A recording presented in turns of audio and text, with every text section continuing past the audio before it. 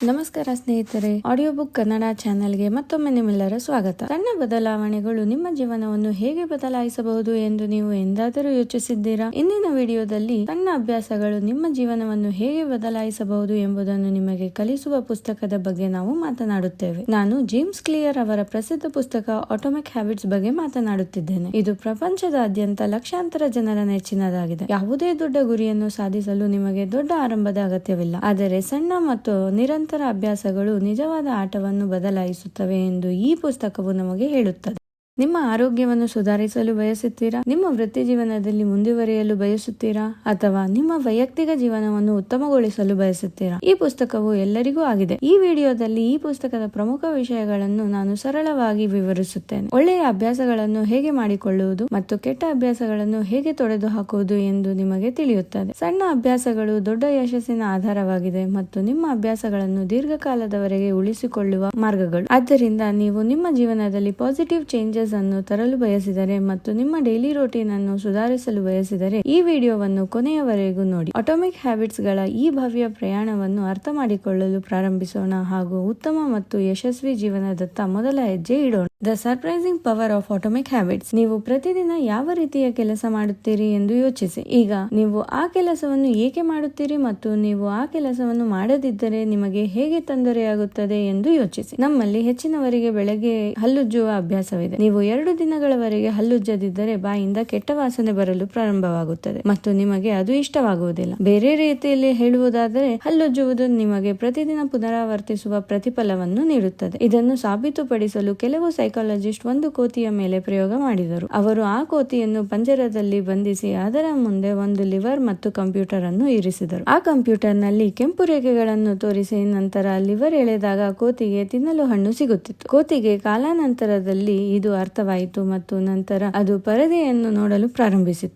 ಕೆಂಪು ರೇಖೆಗಳನ್ನು ನೋಡಿದ ತಕ್ಷಣ ಅದು ಲಿವರ್ ಅನ್ನು ಎಳೆಯುತ್ತಿತ್ತು ಮತ್ತು ಅವನಿಗೆ ತಿನ್ನಲು ಹಣ್ಣು ಸಿಗುತ್ತಿತ್ತು. ಈ ರೀತಿಯಾಗಿ ಅವನು ಪ್ರತಿಫಲವನ್ನು ಪಡೆಯಲು ಆ ಕೆಲಸವನ್ನು ಮತ್ತೆ ಮತ್ತೆ ಮಾಡಲು ಪ್ರಾರಂಭಿಸಿದನು. ಯಾವುದೇ ಕೆಲಸವನ್ನು ಮಾಡಲು ಆ ಕೆಲಸವನ್ನು ಮಾಡುವ ಸಮಯ ಬಂದಿದೆ ಎಂದು ಹೇಳುವ ಒಂದು ಕಾರಣ ನಮಗೆ ಬೇಕು. ಉದಾಹರಣೆಗೆ, ಕೆಲವರು ತಮ್ಮ ಒತ್ತಡವನ್ನು ತೊಡೆದು ಹಾಕಲು ಮದ್ಯ ಸೇವಿಸುತ್ತಾರೆ. ಅವರು ಒತ್ತಡದಲ್ಲಿದ್ದಾಗಲೆಲ್ಲ ಇದು ಮದ್ಯಪಾನ ಮಾಡುವ ಸಮಯ ಎಂದು ಹೇಳುವ ಕಾರಣ ಇದು. ಇದಾದ ನಂತರ ಪ್ರತಿಯೊಂದು ಕೆಲಸ ಮಾಡಲು ನಮಗೆ ಪ್ರತಿಫಲ ಸಿಗುತ್ತದೆ. ಅದನ್ನು ಪಡೆಯಲು ನಾವು ಆ ಕೆಲಸವನ್ನು ಮತ್ತೆ ಮತ್ತೆ ಮಾಡುತ್ತಲೇ ಇರುತ್ತೇವೆ. ಮದ್ಯ ಸೇವಿಸಿದ ನಂತರ ಆ ವ್ಯಕ್ತಿಗೆ ಪರಿಹಾರ ಸಿಕ್ಕಾಗ ಮತ್ತೆ ಒತ್ತಡಕ್ಕೆ ಒಳಗಾದ ನಂತರ ಆ ವ್ಯಕ್ತಿಗೆ ಮದ್ಯದ ನೆನಪು ಬರುತ್ತದೆ. ಈ ರೀತಿಯಾಗಿ ಬಹುತೇಕ ಪ್ರತಿಯೊಂದು ಅಭ್ಯಾಸವು ಈ ಮಾದರಿಯನ್ನು ಅಳವಡಿಸಿಕೊಳ್ಳುತ್ತದೆ. ಕೆಲವು ಕೆಟ್ಟ ಅಭ್ಯಾಸಗಳನ್ನು ಅಳವಡಿಸಿಕೊಳ್ಳುವ ಮೂಲಕ ನಾವು ಸ್ವಲ್ಪ ವಿಶ್ರಾಂತಿ ಅಥವಾ ಆನಂದವನ್ನು ಪಡೆಯುತ್ತೇವೆ, ಆದರೆ ಅವು ನಮಗೆ ದೀರ್ಘಕಾಲದವರೆಗೆ ಹಾನಿಕಾರಕ. ಆದರೆ ಆ ಕೆಲಸಗಳಿಂದ ನಮಗೆ ಸಿಗುವ ಪ್ರತಿಫಲವನ್ನು ಪಡೆಯಲು ನಾವು ಆ ಕೆಲಸಗಳನ್ನು ಮಾಡುತ್ತಲೇ ಇರುತ್ತೇವೆ. ಇದನ್ನು ಮಾಡುವುದನ್ನು ನಾವು ತಡೆಯಲು ಸಾಧ್ಯವಿಲ್ಲ. ಸಣ್ಣ ಬದಲಾವಣೆಗಳು ನಿಮ್ಮ ಜೀವನದಲ್ಲಿ ದೊಡ್ಡ ಪವಾಡಗಳನ್ನು ಮಾಡುತ್ತವೆ ಎಂದು ನೀವು ನಂಬಬಲ್ಲಿರಾ? ಬನ್ನಿ, ಇದನ್ನು ಸಾಬೀತುಪಡಿಸುವ ಒಂದು ಕಥೆಯನ್ನು ನಾನು ನಿಮಗೆ ಹೇಳುತ್ತೇನೆ. 2003ರಲ್ಲಿ ಬ್ರಿಟಿಷ್ ಸೈಕ್ಲಿಂಗ್ ನ ಭವಿಷ್ಯವು ಸಂಪೂರ್ಣವಾಗಿ ಬದಲಾಯಿತು. 1908ರಿಂದ ಬ್ರಿಟಿಷ್ ಸೈಕ್ಲಿಸ್ಟ್ಗಳು ಒಲಿಂಪಿಕ್ ನಲ್ಲಿ ಕೇವಲ 1 ಚಿನ್ನದ ಪದಕವನ್ನು ಗೆದ್ದಿದ್ದರು. 110 ವರ್ಷಗಳಲ್ಲಿ ಯಾವುದೇ ಬ್ರಿಟಿಷ್ ಸವಾರರು ಟೂರ್ ದಿ ಫ್ರಾನ್ಸ್ ಅನ್ನು ಗೆಲ್ಲಲು ಸಾಧ್ಯವಾಗಲಿಲ್ಲ. ಅವರ ಪ್ರದರ್ಶನವು ತುಂಬಾ ಕೆಟ್ಟದಾಗಿತ್ತು. ದೊಡ್ಡ ಬೈಕ್ ತಯಾರಕರು ತಮ್ಮ ಖ್ಯಾತಿ ಹಾಳಾಗುತ್ತದೆ ಎಂಬ ಭಯದಿಂದ ತಮ್ಮ ಬೈಕ್ ಗಳನ್ನು ಮಾರಾಟ ಮಾಡಲು ಹೆದರುತ್ತಿದ್ದರು. ಆದರೆ ಬ್ರಿಟಿಷ್ ಸೈಕ್ಲಿಂಗ್ ನ ಆಡಳಿತ ಮಂಡಳಿಯು ಡೇವ್ ಬ್ರೈಲ್ಸ್ಫೋರ್ಡ್ ಅವರನ್ನು ನೇಮಿಸಿದಾಗ ಎಲ್ಲವೂ ಬದಲಾಯಿತು. ಡೇವ್ ಅವರ ವಿಧಾನವು ಇತರ ತರಬೇತುದಾರರಿಗಿಂತ ಸಂಪೂರ್ಣವಾಗಿ ಭಿನ್ನವಾಗಿತ್ತು. ಪ್ರತಿಯೊಂದು ಸಣ್ಣ ವಿಷಯದಲ್ಲೂ ಸುಧಾರಣೆಗೆ ಅವಕಾಶ ಕಂಡುಕೊಳ್ಳುವುದು ಅವರ ಸ್ಟ್ರಾಟಜಿಯಾಗಿತ್ತು, ಅಂದರೆ ಕನಿಷ್ಠ ಲಾಭಗಳನ್ನು ಒಟ್ಟುಗೂಡಿಸುವುದು. ಡೇವ್ ಸಣ್ಣ ಬದಲಾವಣೆಗಳನ್ನು ಮಾಡಿದರು. ಉದಾಹರಣೆಗೆ, ಸವಾರರ ಆಸನಗಳನ್ನು ಹೆಚ್ಚು ಕಂಫರ್ಟಬಲ್ ಆಗುವಂತೆ ರೀಡಿಸೈನ್ ಮಾಡುವುದು, ಸ್ನಾಯುಗಳ ಆದರ್ಶ ತಾಪಮಾನವನ್ನು ಕಾಪಾಡಿಕೊಳ್ಳಲು ಎಲೆಕ್ಟ್ರಿಕಲಿ ಹೀಟೆಡ್ ಓವರ್ಶಾಟ್ ಗಳನ್ನು ಧರಿಸುವುದು, ಟೈರ್ನ ಹಿಡಿತವನ್ನು ಹೆಚ್ಚಿಸಲು ಆಲ್ಕೋಹಾಲ್ ನಿಂದ ಉಜ್ಜುವುದು. ಈ ಸಣ್ಣ ಸುಧಾರಣೆಗಳು ದೊಡ್ಡ ಪರಿಣಾಮ ಬೀರಿದವು. ಅವರ ತಂಡ 2008ರ ಬೀಜಿಂಗ್ ಒಲಿಂಪಿಕ್ಸ್ ನಲ್ಲಿ ಚಿನ್ನದ ಪದಕವನ್ನು ಗೆದ್ದಿತು. ಈಗ ಯೋಚಿಸಿ, ಇದು ಹೇಗೆ ಸಾಧ್ಯವಾಯಿತು? ಸಣ್ಣ ಬದಲಾವಣೆಗಳೊಂದಿಗೆ ಇಷ್ಟು ದೊಡ್ಡ ಯಶಸ್ಸು? ವಾಸ್ತವವಾಗಿ ನಮ್ಮ ಅಭ್ಯಾಸಗಳು ಅದೇ ರೀತಿಯಲ್ಲಿ ಕಾರ್ಯನಿರ್ವಹಿಸುತ್ತವೆ. ಸಾಮಾನ್ಯವಾಗಿ ನಾವು 1% ಸುಧಾರಣೆಯನ್ನು ನಿರ್ಲಕ್ಷಿಸುತ್ತೇವೆ, ಆದರೆ ನೀವು ಪ್ರತಿದಿನ 1% ಮಾತ್ರ ಸುಧಾರಿಸಿದರೆ ನೀವು 1 ವರ್ಷದಲ್ಲಿ 27 ಪಟ್ಟು ಉತ್ತಮರಾಗಬಹುದು. ಅಭ್ಯಾಸಗಳು ಸ್ವಯಂ ಸುಧಾರಣೆಯ ಸಂಯುಕ್ತ ಆಸ್ತಿಯಾಗಿದೆ. ಆರಂಭದಲ್ಲಿ ನಿಮಗೆ ಯಾವುದೇ ಬದಲಾವಣೆ ಕಾಣುವುದಿಲ್ಲ, ಆದರೆ ಸಮಯ ಕಳೆದಂತೆ ಅದು ದೊಡ್ಡ ಪರಿಣಾಮವನ್ನು ಬೀರುತ್ತದೆ. ಆದಾಗ್ಯೂ ಇದು ಕೆಟ್ಟ ಅಭ್ಯಾಸಗಳಿಗೂ ಅನ್ವಯಿಸುತ್ತದೆ. ನೀವು ಇಂದು ಅನಾರೋಗ್ಯಕರ ಊಟವನ್ನು ಸೇವಿಸಿದ್ದೀರಿ ಎಂದು ಭಾವಿಸೋಣ. ಇದು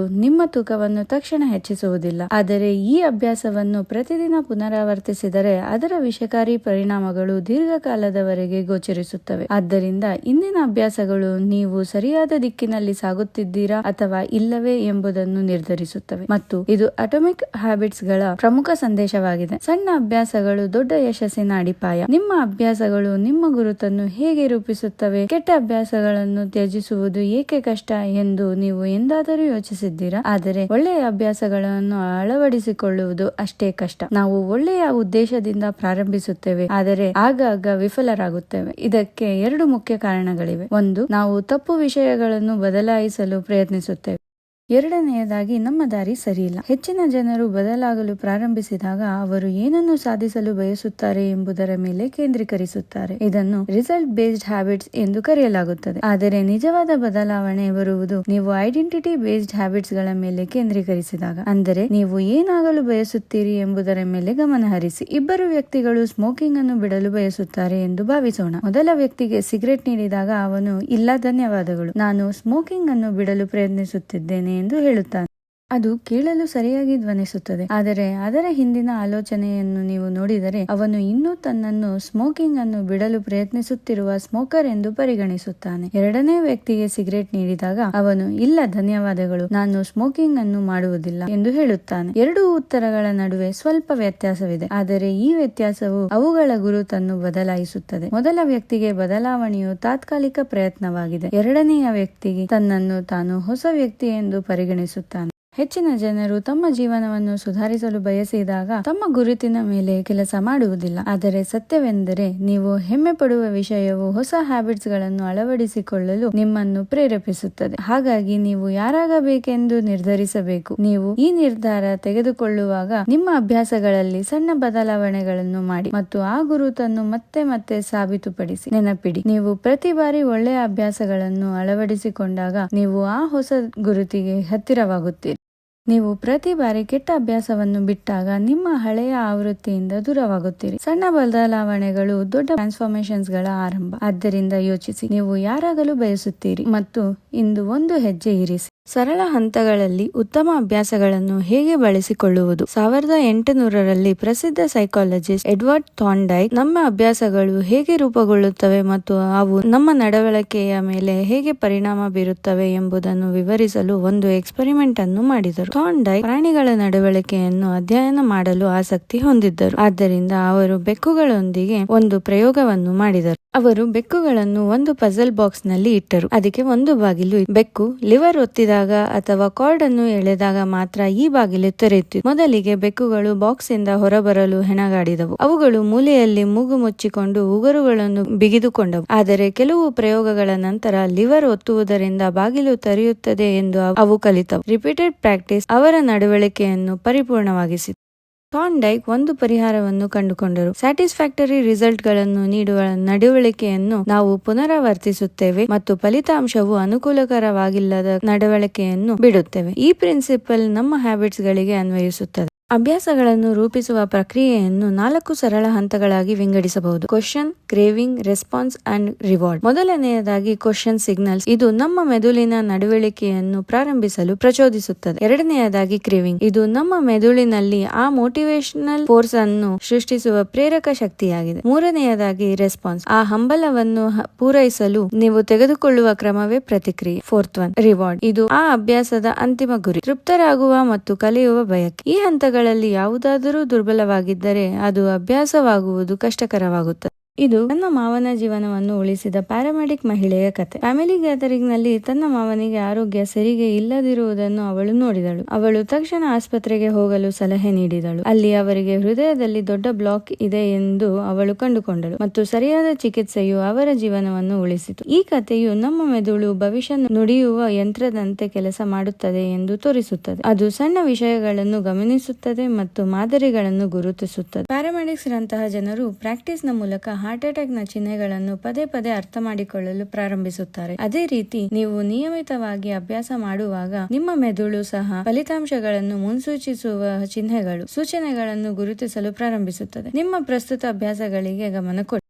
ಹೊಸ ಅಭ್ಯಾಸಗಳನ್ನು ಅಡಾಪ್ಟ್ ಮಾಡಿಕೊಳ್ಳುವ ಮೊದಲು ನಿಮ್ಮ ಹಳೆಯ ಅಭ್ಯಾಸಗಳನ್ನು ವಿಶ್ಲೇಷಿಸಿ. ಹಳೆಯ ಅಭ್ಯಾಸಗಳು ಸ್ವಾಭಾವಿಕವಾಗಿ ಮಾರ್ಪಟ್ಟಿರುವುದರಿಂದ ಇದು ಚಾಲೆಂಜಿಂಗ್ ಆಗಿರಬಹುದು. ನಿಮ್ಮ ಡೈಲಿ ಹ್ಯಾಬಿಟ್ಸ್ ಗಳ ಪಟ್ಟಿಯನ್ನು ನೀವು ಮಾಡಬೇಕಾಗುತ್ತದೆ. ಪ್ರತಿಯೊಂದು ಅಭ್ಯಾಸವನ್ನು ಸ್ಕ್ಯಾನ್ ಮಾಡಿ ಮತ್ತು ಈ ಅಭ್ಯಾಸವು ಗುಡ್, ಬ್ಯಾಡ್ ಅಥವಾ ನ್ಯೂಟ್ರಲ್ ಎಂದು ನಿಮ್ಮನ್ನು ಕೇಳಿಕೊಳ್ಳಿ. ನೆನಪಿಡಿ, ಈಗ ಏನನ್ನೂ ಬದಲಾಯಿಸುವ ಅಗತ್ಯವಿಲ್ಲ. ನೀವು ಮಾಡುವುದನ್ನು ಒಪ್ಪಿಕೊಳ್ಳಿ.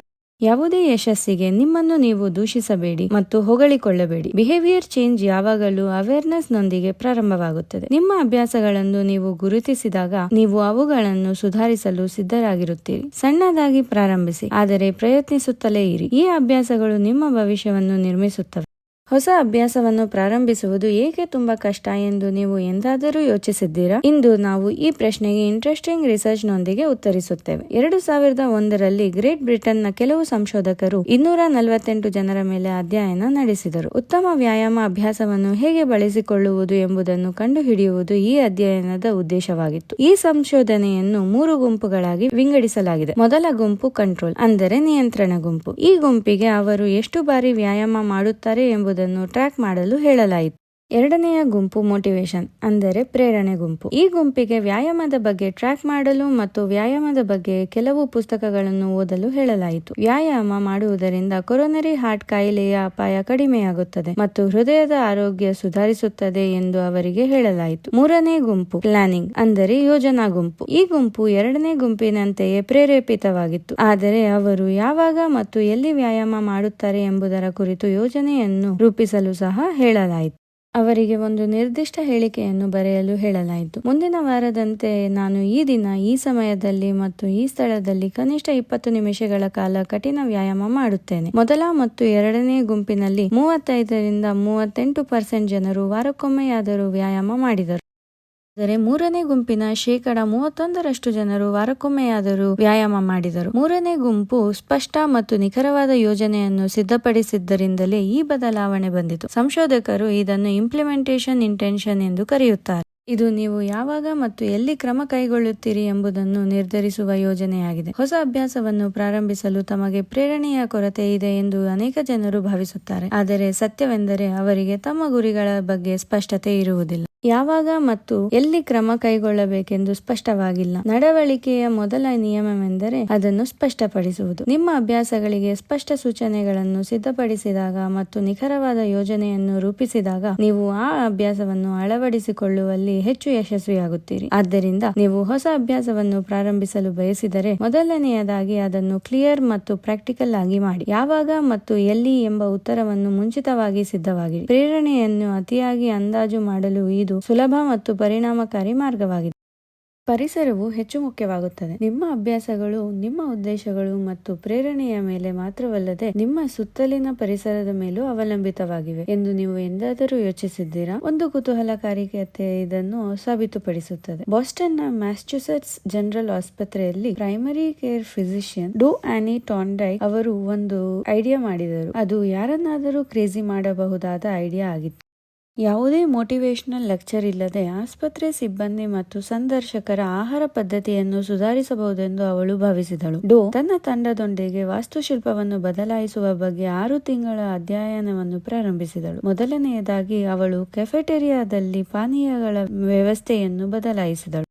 ನಗದು ರಿಜಿಸ್ಟರ್ ಬಳಿ ಇದ್ದ ಮೊದಲ ರೆಫ್ರಿಜರೇಟರ್ನಲ್ಲಿ ಸೋಡಾ ಬಾಟಲಿಗಳನ್ನು ಮಾತ್ರ ಇಡಲಾಗಿತ್ತು. ಸೋಡಾ ಜೊತೆಗೆ ಅವಳು ನೀರಿನ ಬಾಟಲಿಗಳನ್ನು ಸಹ ಇಡಲು ಪ್ರಾರಂಭಿಸಿದಳು. ಅಷ್ಟೇ ಅಲ್ಲ, ಕೋಣೆಯಲ್ಲಿನ ವಿವಿಧ ಆಹಾರ ಕೇಂದ್ರಗಳಲ್ಲಿ ನೀರು ಲಭ್ಯವಾಗುವಂತೆ ಮಾಡಿದಳು. ಕುತೂಹಲಕಾರಿಯಾಗಿ ಕೆಫೆಟೇರಿಯಾದಲ್ಲಿ ಸೋಡಾ ಇನ್ನೂ ಲಭ್ಯವಿತ್ತು, ಆದರೆ ಈಗ ನೀರು ಎಲ್ಲೆಡೆ ಸುಲಭವಾಗಿ ಲಭ್ಯವಿದೆ. ಪರಿಣಾಮವಾಗಿ 3 ತಿಂಗಳೊಳಗೆ ಸೋಡಾ ಮಾರಾಟವು 11.4% ರಷ್ಟು ಕಡಿಮೆಯಾಯಿತು. ನೀರಿನ ಮಾರಾಟವು 25.8 ರಷ್ಟು ಹೆಚ್ಚಾಗಿದೆ. ಅವರು ಕೆಫೆಟೇರಿಯಾ ಆಯ್ಕೆಗಳೊಂದಿಗೆ ಅದೇ ಪ್ರಕ್ರಿಯೆಯನ್ನು ಅನುಸರಿಸಿದರು ಮತ್ತು ಅಲ್ಲಿಯೂ ಇದೇ ರೀತಿಯ ಫಲಿತಾಂಶಗಳನ್ನು ಕಂಡರು. ವಿಶೇಷವೆಂದರೆ ಈ ಬದಲಾವಣೆಯನ್ನು ಯಾರೂ ಗಮನಿಸಲಿಲ್ಲ.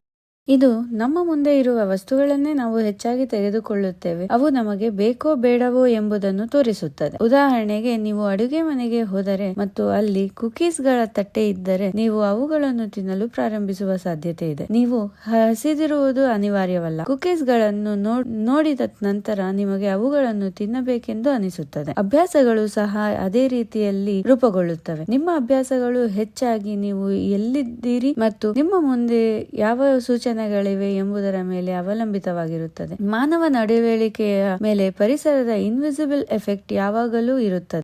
ನಿಮ್ಮ ಪರ್ಸನಾಲಿಟಿ ಎಷ್ಟೇ ಡಿಫರೆಂಟ್ ಆಗಿದ್ದರೂ ನಿಮ್ಮ ಪರಿಸರವು ಕೆಲವು ವಿಶೇಷ ಕ್ರಿಯೆಗಳನ್ನು ಪ್ರೋತ್ಸಾಹಿಸುತ್ತದೆ. ಅನ್ಫಾರ್ಚುನೇಟ್ಲಿ, ನಮ್ಮ ಪರಿಸರವು ಕೆಲವು ಅಭ್ಯಾಸಗಳನ್ನು ಅಳವಡಿಸಿಕೊಳ್ಳುವುದನ್ನು ತಡೆಯುತ್ತದೆ, ಏಕೆಂದರೆ ಅದು ಅಭ್ಯಾಸವನ್ನು ಪ್ರಚೋದಿಸಲು ಅಗತ್ಯವಾದ ಸೂಚನೆಯನ್ನು ನೀಡುವುದಿಲ್ಲ. ನೀವು ಹೊಸ ಅಭ್ಯಾಸಗಳನ್ನು ನಿಮ್ಮ ಜೀವನದ ಭಾಗವಾಗಿಸಲು ಬಯಸಿದರೆ, ನಿಮ್ಮ ಹ್ಯಾಬಿಟ್ಸ್ ಗಳನ್ನು ಪ್ರಚೋದಿಸುವ ಸೂಚನೆಗಳಿಂದ ತುಂಬಿರುವ ರೀತಿಯಲ್ಲಿ ನಿಮ್ಮ ಪರಿಸರವನ್ನು ವಿನ್ಯಾಸಗೊಳಿಸಿ. ನೆನಪಿಡಿ, ಪ್ರೇರಣೆ ಒಂದು ಆರಂಭ, ಆದರೆ ಸರಿಯಾದ ವಾತಾವರಣವು ನಿಮ್ಮ ಯಶಸ್ಸಿನ ಖಾತರಿಯಾಗಿದೆ. ಒಳ್ಳೆಯ ಅಭ್ಯಾಸಗಳನ್ನು ಅನಿವಾರ್ಯ ಮತ್ತು ಕೆಟ್ಟ ಅಭ್ಯಾಸಗಳನ್ನು ಅಸಾಧ್ಯವಾಗಿಸುವುದು ಹೇಗೆ? ಅದು 1830ರ ಬೇಸಿಗೆಯಾಗಿತ್ತು. ಪ್ರಸಿದ್ಧ ಫ್ರೆಂಚ್ ಬರಹಗಾರರಾಗಿದ್ದ ವಿಕ್ಟರ್ ಹ್ಯಾಗೋ ಅಸಾಧ್ಯವಾದ ಗಡುವಿನೊಂದಿಗೆ ಹೋರಾಡುತ್ತಿದ್ದರು. ಅವರು 12 ತಿಂಗಳ ಹಿಂದೆ ತಮ್ಮ ಪ್ರಕಾಶಕರಿಗೆ ಹೊಸ ಪುಸ್ತಕ ಬರೆಯುವುದಾಗಿ ಭರವಸೆ ನೀಡಿದ್ದರು. ಆದರೆ 1 ವರ್ಷ ಕಳೆದು ಹೋಯಿತು ಮತ್ತು ಅವರು ಅದರಲ್ಲಿ ಕೆಲಸ ಮಾಡುವ ಬದಲು ಇತರ ಯೋಜನೆಗಳಲ್ಲಿ ನಿರತರಾಗಿದ್ದರು. ಪ್ರಕಾಶಕರಿಗೆ ಇದು ಅರ್ಥವಾದಾಗ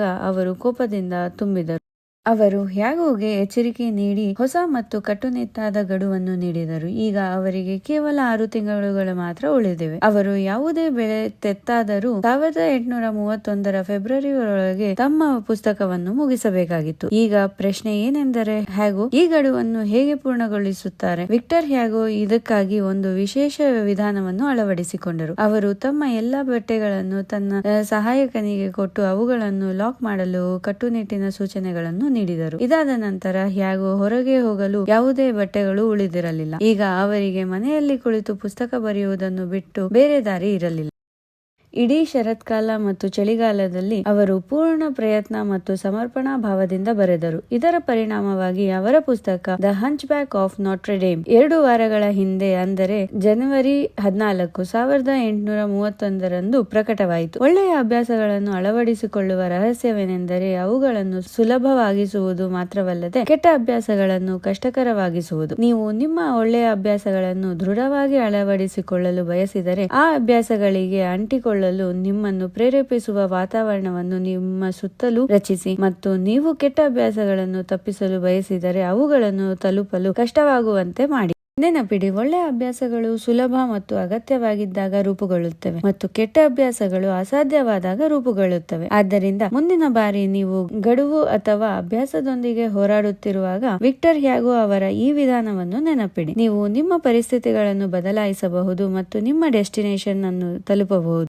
ಪ್ರತಿದಿನವೂ ಒಳ್ಳೆಯ ಅಭ್ಯಾಸಗಳನ್ನು ಹೇಗೆ ಸ್ಥಿರವಾಗಿ ಮುಂದುವರೆಸೋದು? ಇದನ್ನು ಮಾಡೋದಕ್ಕೆ ಅತಿ ಸುಲಭ ಮತ್ತು ಪರಿಣಾಮಕಾರಿ ಮಾರ್ಗವೇನು ಎಂಬುದು ನಿಮಗೆ ಗೊತ್ತೇ? ಸ್ಫೂರ್ತಿದಾಯಕ ಕಥೆಯೊಂದಿಗೆ ಪ್ರಾರಂಭಿಸೋಣ. ಬೆಂಜಮಿನ್ ಫ್ರಾಂಕ್ಲಿನ್ ತನ್ನ 20ರ ಹರೆಯದಲ್ಲಿದ್ದಾಗ ಅವರು ಪ್ರತಿದಿನ ತಮ್ಮೊಂದಿಗೆ ಒಂದು ಸಣ್ಣ ಕಿರುಪುಸ್ತಕವನ್ನು ಇಟ್ಟುಕೊಂಡಿದ್ದರು. ಈ ಕಿರುಪುಸ್ತಕದಲ್ಲಿ ಅವರು ತಮ್ಮ 13 ಪರ್ಸನಲ್ ಗುಡ್ ಹ್ಯಾಬಿಟ್ಸ್ ಮತ್ತು ಬಿಹೇವಿಯರ್ ಗಳನ್ನು ಪಟ್ಟಿ ಮಾಡಿದ್ದರು. ಈ ಗುರಿಗಳಲ್ಲಿ ಒಂದು ಸಮಯವನ್ನು ವ್ಯರ್ಥ ಮಾಡದಿರುವುದು. ಅಂದರೆ ಸಮಯವನ್ನು ವ್ಯರ್ಥ ಮಾಡಬೇಡಿ ಮತ್ತು ಯಾವಾಗಲೂ ಏನನ್ನಾದರೂ ಬಳಸುವುದು ಅಥವಾ ಉಪಯುಕ್ತವಾದದನ್ನು ಮಾಡುವುದು. ಪ್ರತಿದಿನದ ಕೊನೆಯಲ್ಲಿ ಫ್ರಾಂಕ್ಲಿನ್ ತನ್ನ ಕಿರುಪುಸ್ತಕವನ್ನು ತೆರೆದು ತನ್ನ ಪ್ರಗತಿಯನ್ನು ಪರಿಶೀಲಿಸುತ್ತಿದ್ದರು. ಅವರು ಯಾವ ಅಭ್ಯಾಸಗಳನ್ನು ಅನುಸರಿಸಿದರೆ ಮತ್ತು ಯಾವುದನ್ನು ಸುಧಾರಿಸಬೇಕು ಎಂಬುದನ್ನು ಅವರು ನೋಡುತ್ತಿದ್ದರು. ಇದು ಅವರ ಸ್ವಂತ ಅಭ್ಯಾಸ ಟ್ರ್ಯಾಕರ್ ಆಗಿದ್ದು, ಅಭ್ಯಾಸಗಳನ್ನು ಟ್ರ್ಯಾಕ್ ಮಾಡಲು ಸುಲಭ ಮತ್ತು ಪರಿಣಾಮಕಾರಿ ಮಾರ್ಗವಾಗಿದೆ. ಅಭ್ಯಾಸ ಟ್ರ್ಯಾಕಿಂಗ್ ಏಕೆ ಪರಿಣಾಮಕಾರಿಯಾಗಿದೆ?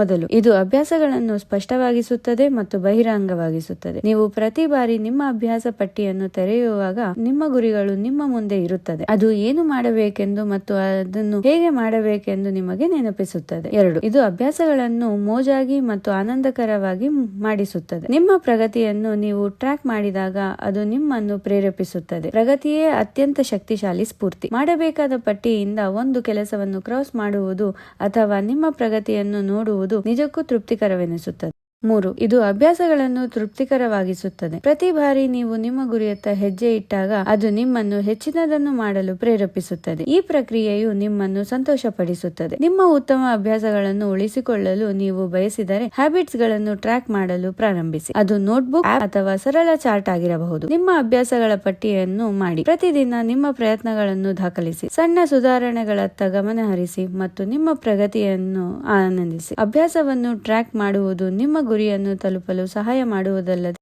ನಿಮ್ಮ ಪ್ರಯಾಣವನ್ನು ತೃಪ್ತಿಕರ ಮತ್ತು ಮೋಜಿನದಾಗಿ ಮಾಡುತ್ತದೆ. The cardinal rule of behaviour change. ಒಂದು ಅನುಭವವು ತೃಪ್ತಿಕರವಾದಾಗ ನಾವು ಬಿಹೇವಿಯರ್ ಅನ್ನು ಮತ್ತೆ ಮತ್ತೆ ಪುನರಾವರ್ತಿಸುತ್ತೇವೆ. ಇದು ಸಂಪೂರ್ಣವಾದ ತರ್ಕ. ಚಿಕ್ಕ ಸಂತೋಷವೂ ಸಹ ನಮ್ಮ ಮನಸ್ಸಿಗೆ ಒಂದು ಒಳ್ಳೆಯದು ಎಂದು ಸೂಚಿಸುತ್ತದೆ. ಅದನ್ನು ಮತ್ತೆ ಮಾಡಿ. ಚೂಯಿಂಗ್ ಗಮ್ ನ ಒಂದು ಸರಳ ಉದಾಹರಣೆಯನ್ನು ತೆಗೆದುಕೊಳ್ಳಿ. ಆರಂಭದಲ್ಲಿ ಚೂಯಿಂಗ್ ಗಮ್ಗಳು ಯಾವುದೇ ರುಚಿಯನ್ನು ಹೊಂದಿರಲಿಲ್ಲ. ಅವು ಯಾವುದೇ ಸುವಾಸನೆ ಇಲ್ಲದೆ ಕೇವಲ ರುಚಿ ಇಲ್ಲದ ಒಣ ದ್ರಾಕ್ಷಿಗಳಾಗಿದ್ದವು. ಆದರೆ 1851ರಲ್ಲಿ ಚೂಯಿಂಗ್ ಗಮ್ ಅನ್ನು ಜನಪ್ರಿಯಗೊಳಿಸಲು ಸುವಾಸನೆಗಳನ್ನು ಸೇರಿಸಲಾಯಿತು. ಏಕೆಂದರೆ ಅನುಭವವು ಮೋಜಿನದಾಗಿಲ್ಲದಿದ್ದಾಗ ನಾವು ಅದನ್ನು ಪುನರಾವರ್ತಿಸಲು ಬಯಸುವುದಿಲ್ಲ. ಕಾರ್ಡಿನಲ್ ರೂಲ್ ಏನು ಹೇಳುತ್ತದೆ ಅಂದರೆ ಬಹುಮಾನವಿರುವ ಅನುಭವವನ್ನು ನಾವು ಪುನರಾವರ್ತಿಸುತ್ತೇವೆ ಮತ್ತು ಶಿಕ್ಷೆಯಂತಿರುವ ಅನುಭವವನ್ನು ತಪ್ಪಿಸಲು ಪ್ರಯತ್ನಿಸುತ್ತೇವೆ. ಆದರೆ ಈ ರೂಲ್ ಸ್ವಲ್ಪ ಕಾಂಪ್ಲಿಕೇಟೆಡ್ ಆಗಿದೆ. ಒಬ್ಬ ವ್ಯಕ್ತಿಯು ಕೇವಲ ತೃಪ್ತಿಯನ್ನು ಬಯಸುವುದಿಲ್ಲ, ಬದಲಿಗೆ ತಕ್ಷಣ ತೃಪ್ತಿಯನ್ನು ಬಯಸುತ್ತಾನೆ. ಎಲ್ಲಾ ಅಭ್ಯಾಸಗಳಿಗೂ ಕಾಲಕ್ರಮೇಣ ವಿಭಿನ್ನ ಫಲಿತಾಂಶಗಳಿರುತ್ತವೆ ಮತ್ತು ಆ ಫಲಿತಾಂಶಗಳು ಸಾಕಷ್ಟು ಕಾಂಪ್ಲಿಕೇಟೆಡ್ ಆಗಿರುತ್ತವೆ. ಕೆಟ್ಟ ಅಭ್ಯಾಸಗಳು ಆರಂಭದಲ್ಲಿ ಮೋಜು ಕೊಡುತ್ತವೆ, ಆದರೆ ದೀರ್ಘಕಾಲದಲ್ಲಿ ಅವು ಕೆಟ್ಟ ಪರಿಣಾಮ ನೀಡುತ್ತವೆ. ಒಳ್ಳೆಯ ಅಭ್ಯಾಸಗಳು ಆರಂಭದಲ್ಲಿ ಕಷ್ಟಕರವಾಗಿ ಕಾಣಿಸುತ್ತವೆ, ಆದರೆ ಕಾಲಕ್ರಮೇಣ ಅವು ಲಾಭದಾಯಕವಾಗುತ್ತವೆ. ತಕ್ಷಣ ಸಿಗುವ ಬಹುಮಾನವೆಂದರೆ